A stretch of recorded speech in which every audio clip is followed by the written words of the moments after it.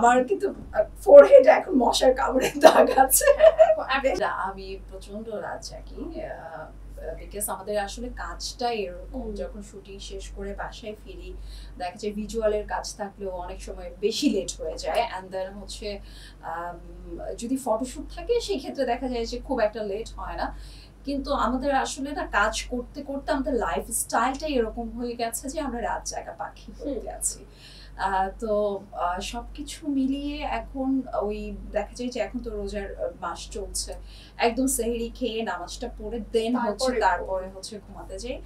তারপর সকালে যদি কাজ থাকে, যদি আমার 7টা বাজেও কাজ থাকে, আমি কিন্তু উঠে যাব, আমি ডেফিনেটলি আমার কল টাইমে আমি সেটে গিয়ে চলে যাই।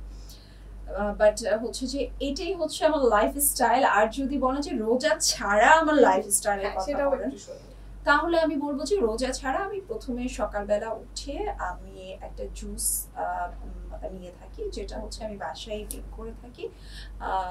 একটু পুদিনা পাতা থাকবে, ধনে পাতা থাকবে, আর দেন একটা শসা, গাজর, টমেটো, সামান্য একটু হানি আর কাঁচা হলুদ, এইটা ব্লেন্ড করে জাস্ট একটা জুস বানাবো। এইটা তারপর এটাকে মানে ছাঁকনি দিয়ে ছাকার পরে যে জুসটা বের হবে জাস্ট ওটা আমি কনজিউম করে থাকি। এইটা কেন, মানে স্পেশালি এই ইনগ্রেডিয়েন্টস গুলো কেন ব্যবহার?